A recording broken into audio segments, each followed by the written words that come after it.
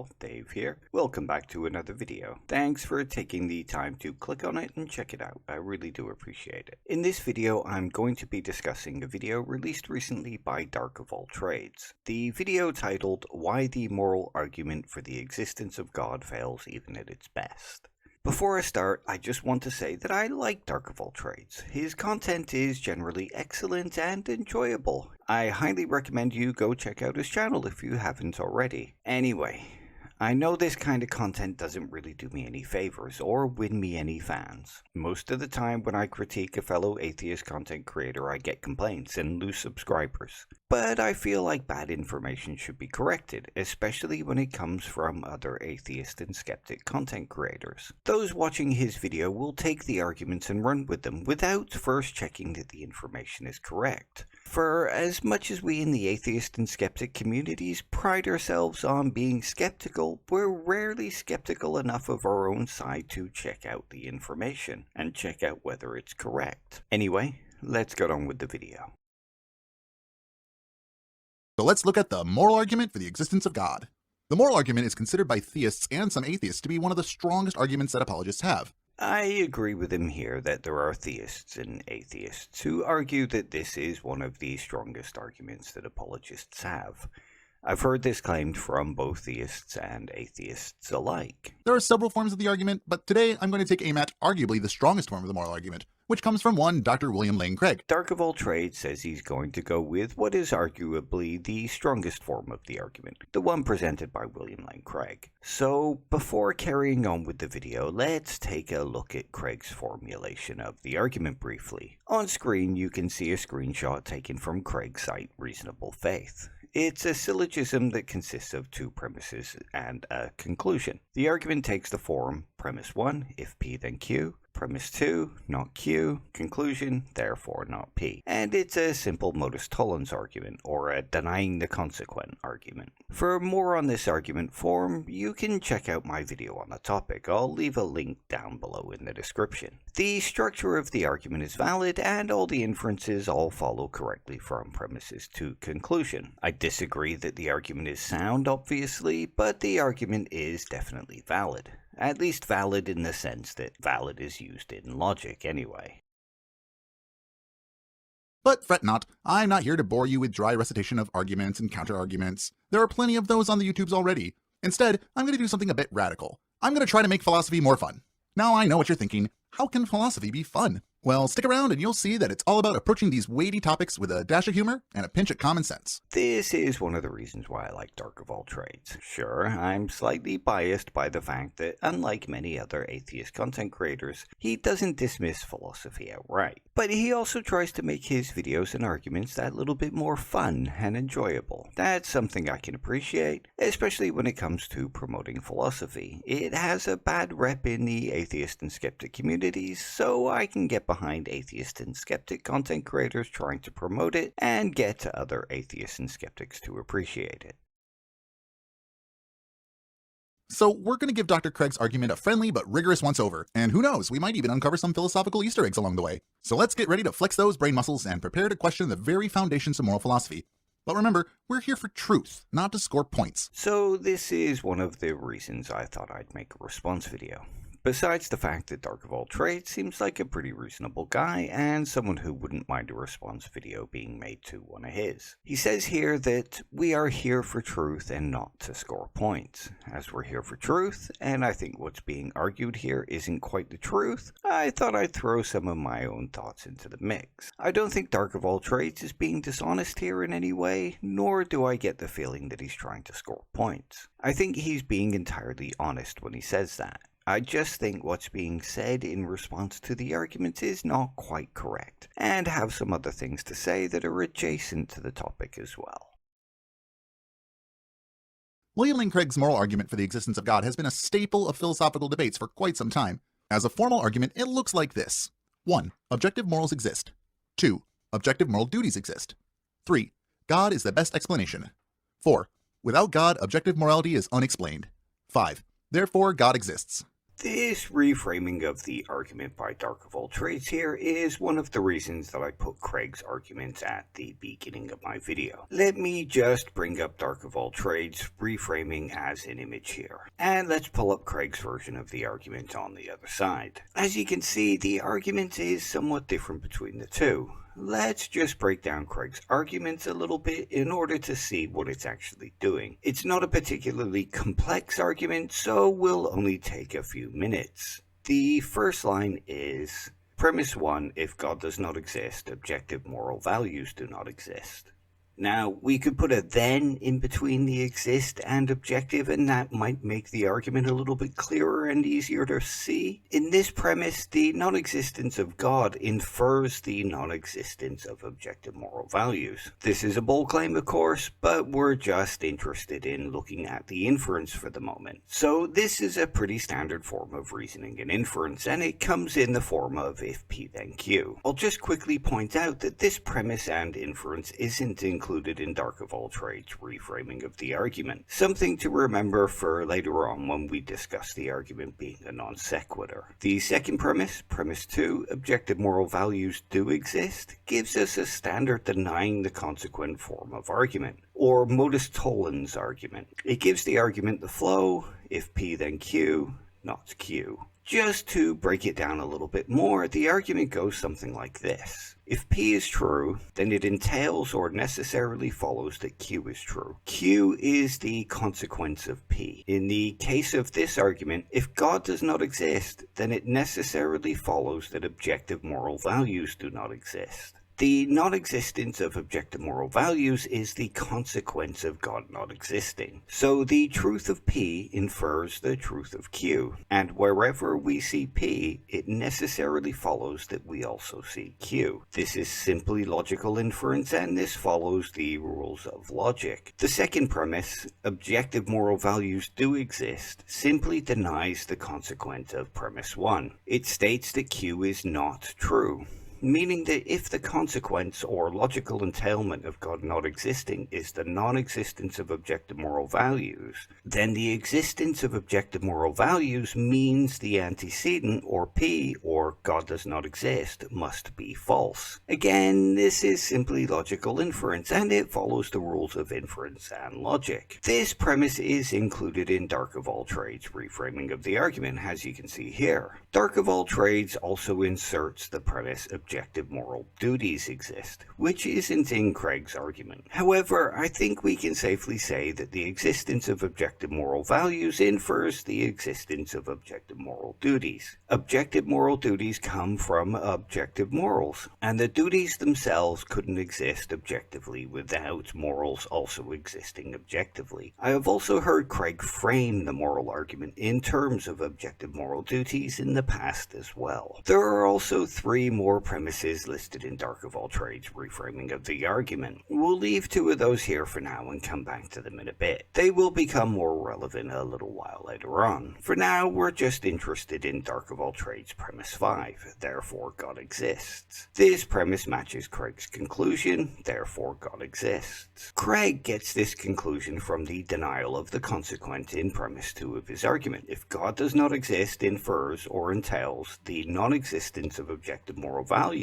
and objective moral values exist, then this infers that the antecedent of premise 1 is false, so the conclusion is not P. As I stated earlier, the argument takes the form if P then Q, not Q, therefore not P. The antecedent of premise 1 is God does not exist. If God does not exist is false, then God does exist is true. This is because God exists and God does not exist are contradictory. If one is false, the other must be true. God either exists or God does not exist. There are no other options. So if the option God does not exist is false, then the option God exists must be true. We have seen that the structure of the argument is valid. It takes a standard modus tollens form, the inferences all follow correctly, and the conclusion follows from the premises, making the argument valid, at least in the sense that we would use the term valid in logic. For now, let's move on with Dark of All Trades' video and argument. So let's take that deep dive into the argument's intricacies, starting with the first premise. Objective moral values exist. Dark of All Trades then goes on to say that he's going to take a deep dive into the argument's premises, starting with the first premise. However, here he starts with the first premise of his own reframing, rather than the first premise of the moral argument itself. As we saw earlier, the first premise of the moral argument is if God does not exist, then objective moral values do not exist. Well, Dark of All Trades' first premise is objective morals exist. This is clearly not the first premise of the moral argument. Now, like a lot of people, your initial reaction might be, well, of course they do. But hold on a second, because there's a bit more to this than meets the eye. This premise assumes that objective moral values exist independently of human opinions, cultural norms, and subjective experiences. This is a significant point of contention in the world of philosophy. Some argue that moral values are, in fact, grounded in something beyond human opinion, while others take a more skeptical stance, suggesting that they're a result of cultural and evolutionary factors. Here is something that I can definitely agree with Dark of All Trades about. The existence of objective moral facts is something that is highly contended within ethics and philosophy. While moral anti-realists might be in a minority compared to moral realists, they are definitely there, and they argue against the ideas of moral realism. It is also not an insignificant minority when it comes to moral anti-realists. There are also several anti-realist perspectives, among them things like moral subjectivism, moral relativism, and moral error theory. If you want to look into moral anti-realism, then I would highly recommend the YouTube channels Kane B and Lance Independent. Both do great work arguing both for moral anti-realism and against moral realism. The logical fallacy that rears its head here is the begging the question fallacy. This premise assumes that objective moral values exist without providing any concrete evidence. It's a bit like saying, I know I'm right because I know I'm right. Well, that doesn't quite cut it in the world of rigorous philosophical debate. Dark of All Trades here argues that premise 1 is an example of the begging the question fallacy. However, he bases this on the premise he provides in his own breakdown, rather than any premises in the moral argument itself. Let's just recap the moral argument once again. Premise 1, if God does not exist, objective moral values do not exist. Premise 2, objective moral values do exist. Conclusion, therefore God exists. A begging the question fallacy is a fallacy of circular reasoning, where the arguer assumes the conclusion in the premises and then argues for the conclusion based on the premise. The conclusion doesn't follow from the premises, it instead loops back to the opening premise. It looks something more like this. Objective moral values exist. Well, how do you know? Because objective moral duties exist. Okay, but how do you know that? Well, because objective moral values exist. The reasoning loops back to the opening premise. A is true because B is true, and B is true because A is true. The moral argument in the form presented by Craig does no such thing. I would also argue that even in Dark of All Trades' argument, this does not constitute a begging the question fallacy. What's presented here is simply a premise and not a conclusion. The conclusion of the argument is not the same as the premise, so there is no begging the question fallacy going on here. Of course, the argument to support the premise could be an example of a begging the question fallacy. However, the supporting argument and evidence for this premise is not presented by Dark of All Trade. All that's presented is the accusation that it is a begging the question fallacy. He is right to say that evidence and further argumentation should be presented for this premise, but the lack of argumentation for the premise here is not fallacious, nor does it make it an example of begging the question. Consider the following argument. Premise 1, all men are mortal. Premise 2, Socrates is a man. Conclusion, therefore Socrates is mortal. No evidence is presented in the argument that all men are mortal, or that Socrates is a man. However, we would not argue that this argument commits a begging the question fallacy. The argument is valid, and generally considered to be sound as well, mostly because the premises seem self-evident to us. We could challenge the premises, though, and ask for evidence or further argumentation to support the premises we're challenging, much like how the argument presented by Craig and the argument presented by Dark of All Trades could be challenged. The less self-evident a premise is, the more likely we are to challenge it. which is why simple syllogisms are often expanded upon with larger arguments, and Craig does do this when his premises are challenged. Anyway, let's move on to the next bit of the video. Moving on to premise 2, objective moral duties exist. Now this is where things get even more interesting. It's not just about recognizing that objective moral values are out there, it's also claiming that there are objective moral obligations, duties, and commands that we must follow. It's like saying there's an objective best way to eat spaghetti, and if you don't twirl your fork just right, you're morally wrong. This premise is much like premise 1 in Dark of All Trades' argument, as are his arguments surrounding it. He does mention that arguing that there are objective moral duties is a bit like arguing that there is an objectively best way to eat spaghetti. So allow me to introduce you to the great fellas of the Lionfield YouTube channel.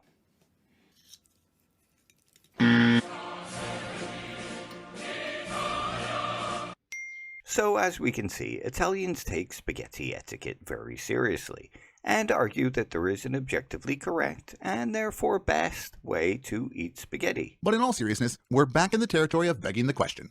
It's like saying you have a moral duty because there's an objective moral duty.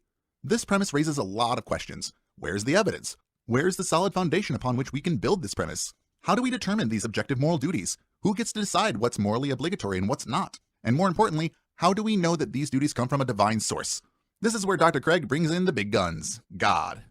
In all seriousness, though, Dark of All Trades does raise a lot of great questions here. His questions regarding the claim that objective moral duties exist are all questions that should be asked of this claim, and questions that I myself would ask too. I'll once again recommend the channel's Lance Independent and Kane B here for anyone wanting to look further into this. That's not the problem here. The problem here is the criticisms that he raises that are similar to the criticisms he raises about his premise 1. They all contain exactly the same problems as the one I raised to his response to his premise 1, including the accusation of it being another example of begging the question. This is not an example of begging the question either. However, this was all discussed in the previous section where I discussed his response to premise 1, and they all apply here again. So instead of repeating it all, I'll just move on. I will say quickly though that I'll be discussing this idea of calling out fallacies at the end of this video, as it's something I see other atheists and skeptics do a lot, and something I think is worth mentioning in its own section. Premise 3. God is the best explanation. Ah, yes, the divine trump card. This is where things really heat up. Dr. Craig argues that God is not just any explanation, but the best explanation for these objective moral values and duties. If you're a theist, you might find this premise quite appealing, but if you're not, well, you might be reaching for a different explanation. Perhaps one that doesn't involve divine intervention in our moral affairs. So there's a few things to be said here. The first is that Dark of All Trades' reframing of Craig's argument here isn't exactly correct. In the original syllogism from Craig, the argument is not that God is the best explanation for objective moral duties. The argument is that objective moral duties are only possible if God exists. We can see this in premise 1 and premise 2 of Craig's argument. Craig first argues that if God does not exist, then there are no objective moral duties, and then denies the consequence by arguing that objective moral duties do exist. Craig can often be found defending this point by arguing that without God as a moral lawgiver, then morality is simply subjective or relative. Under something like naturalism, morality is simply personal principles or the principles of some community. Morality is essentially a kind of herd mentality. If you seek out his debates or check out the link to his site Reasonable Faith that I've left in the description, you'll see him making these kind of arguments to defend this premise. So it's not the case that Craig is arguing that God is the best explanation for objective moral duties. What Craig is arguing is that God is the only way to get objective moral duties. Dark of All Trades also argues here that Craig is committing special pleading with this argument. This premise falls squarely under what we call special pleading. It's when you single out a particular entity, in this case God, as an explanation for something without applying the same standards to other possible explanations. It's like saying, my favorite ice cream is the best because I said so. But of course, the other flavors might have something to say about that. He describes the special pleading fallacy as when you single out a particular entity as an explanation for something without applying the same standards to other possible explanations. Going on to say that it's analogous to saying that our favorite ice cream is the best because we said so. Unfortunately, this isn't quite what special pleading is. The special pleading fallacy is committed when a general or universal rule or principle is laid out, and then those making the argument excuse their own argument or premise from that rule without good reason. I have a video discussing the special pleading fallacy in detail already, so if you want to look further into it, then feel free to check out the link in the description. Neither Craig's argument nor the way that Dark of All Trades has laid it out commits special pleading. Neither one is laying out some universal rule and then excusing God from that rule. In the case of Craig's argument, arguing that God is the only way we can get objective moral doesn't commit special pleading. It isn't arguing something like, in order to get objective moral, the grounding must meet X, but even though God doesn't meet X, he doesn't need to. Craig provides argument for why he believes only God can ground said morals. He may commit special pleading if a case can be made for some other system meeting all of Craig's criteria, and Craig says, "Nuh-uh, that doesn't count, only God counts," or something similar. Dark of All Trades' premise doesn't meet the criteria for being special pleading either. It's not an argument in and of itself, it's simply a premise in an argument. An argument created to defend the premise may be guilty of committing special pleading, but this premise itself does not. However, arguing that something is the best explanation for something else is not a case of special pleading in and of itself either. Anyway, let's move on to the next premise. Now let's tackle premise 4. Without God, objective morality is unexplained. This is the linchpin of the argument. It suggests that if we remove God from the equation, we're left scratching our heads, wondering where these objective moral values and duties could possibly have come from. This is where the argument from ignorance fallacy comes into play. It essentially says, if we can't explain it without God, then God must be the explanation. But of course, there are alternative explanations out there. Secular moral theories like utilitarianism or Kantian ethics offer their own accounts of objective morality without invoking a divine being. So while Dr. Craig might be making a strong case here, it's not the only game in town. Instead, it's a leap of logic that doesn't quite hold water. Dark of All Trades states that this premise is the linchpin of the argument, and this one is a little bit more complicated to unpack. To some extent, he is correct. Craig does argue that without God we cannot explain objective morals. However, it's not quite in the way that Dark of All Trades says. It isn't so much an argument that we find objective moral duties in the world and we can't figure out where they come from, so therefore God must be the explanation. It's a much simpler argument than that. Craig's argument is simply that the only thing that can give objective morals is God, as God is necessary to ground objective morals. As I stated earlier, I've left a link to Craig's argument from his site Reasonable Faith in the description of this video. I'm not really interested in defending Craig's argument. While I don't agree with the fallacy that Dark of All Trades labels his premise with, especially if applied to Craig's original argument, I do agree with him that objective moral duty can be explained in other ways. There are plenty of atheists that are moral realists, and if you want to see one trounce Craig's argument in a debate, then I highly recommend watching Craig's debate with Shelley Kagan. Here, I simply wanted to point out that the fallacy is misapplied here, because the argument Craig is making is misunderstood. This happens often with the special pleading fallacy. I pointed out Dark of All Trades' misapplication of it earlier, and in my video on the fallacy, I also show where many atheists get it wrong when they apply it to the Kalam cosmological argument also. Like I said earlier, I'm going to speak about this at the end of this video, and this is essentially the main purpose behind this video. With that said, let's keep going. We've only got the conclusion left now.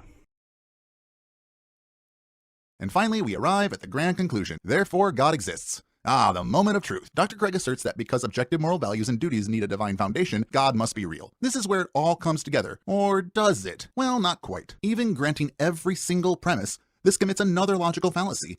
This time, it is the non sequitur. It's like saying that because we found presents under the tree, Santa Claus must exist. The conclusion doesn't logically follow from the premises. And that is a bit like trying to fit a square peg into a round hole. Here, Dark of All Trades once again calls out Craig for committing another fallacy in his argument, this time the non sequitur. As Dark of All Trades states, a non sequitur fallacy is committed when the conclusion of an argument does not follow logically from its premises. In this case, the argument is that the conclusion, therefore God does not exist, does not follow from premises 1 to 4. However, there's one glaring problem here that hopefully you might have spotted. It's not Craig's argument being accused of committing the non sequitur fallacy here. Dark of All Trades is accusing his own reframing of Craig's argument of being a non sequitur. This is the reason that I spent time at the beginning of this video explaining the argument form Craig presents, the flow of inferences, and why the conclusion does naturally follow from the premises. Dark of All Trades' own reframing of the argument might not. However, his reframing of Craig's argument is based on misrepresentations of what Craig is actually arguing, and how Craig is actually arguing. In effect, Dark of All Trades presents a weaker form of Craig's argument, and then attacks that weaker form. I don't think this was done intentionally on the part of Dark of All Trades. I think his intent was to genuinely express Craig's argument in a form that made it easier for the viewer to understand, and to make it easier to point out some objections that could be made to Craig's argument. Many of the objections raised were also good and solid objections. They could be made against Craig's original syllogism without having to reframe it,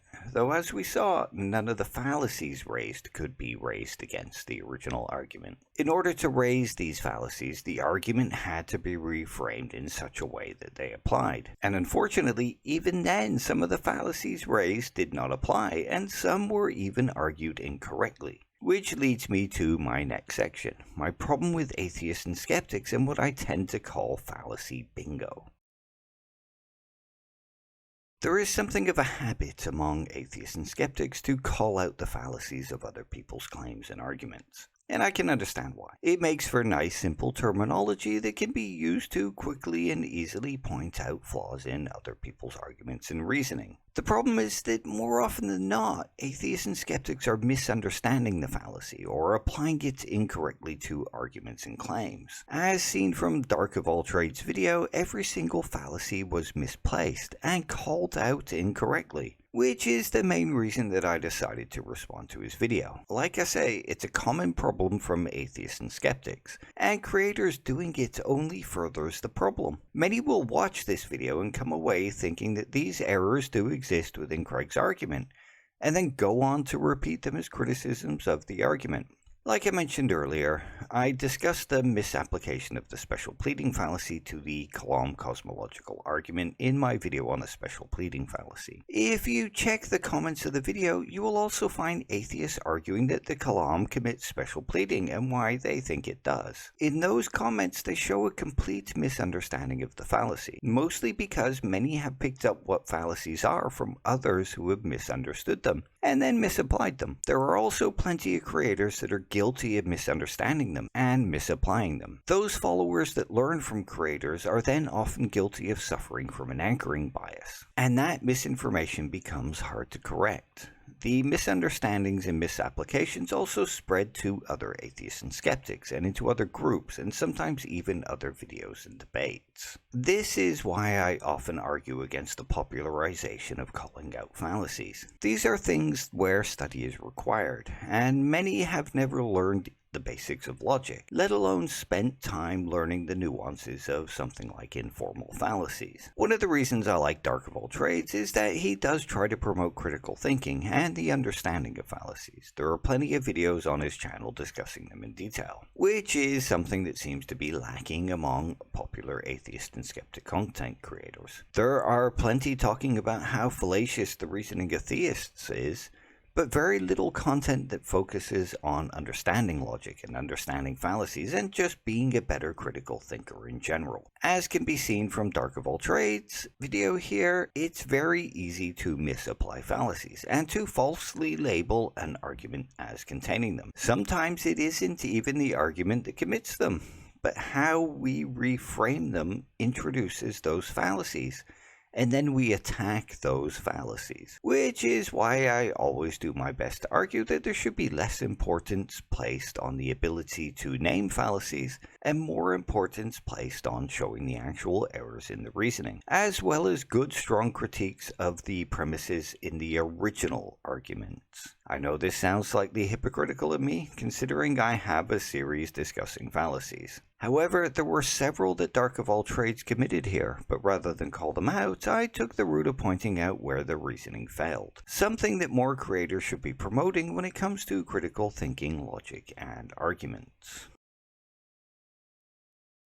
Anyway, thanks for putting up with my little rant here. This is just one of those things that I've been seeing for a very, very long time among atheists and skeptics. I've also seen many creators doing it too. The reason I chose Dark of All Trades' video to focus on is because he strikes me as being someone who is reasonable, and who is less likely to have his ego dented by a criticism of his video. His fans also seem less likely to flood my channel than some of the bigger creators who commit these kinds of errors. As you can see from the arguments that Dark of All Trades makes here, it's very easy to call out a fallacy that doesn't actually exist in an argument. It's easy to misunderstand a fallacy, and easy to misapply a fallacy. There is nuance when it comes to understanding fallacious reasoning, which is why I think there should be a lot less emphasis placed on calling out fallacies by creators and from atheists and skeptics, as well as more videos promoting reasoning and critical thinking and logic. Not just arguing for how it should be promoted, but videos from creators actually promoting how to do it. Of course, the problem then is getting other atheists and skeptics to actually watch these videos. They don't seem to go down quite as well as videos calling theists mentally ill or deluded, or pointing out how ridiculous they are or how fallacious they are. But bigger creators with larger followings would have less of a problem with that. That's enough from me on this one anyway.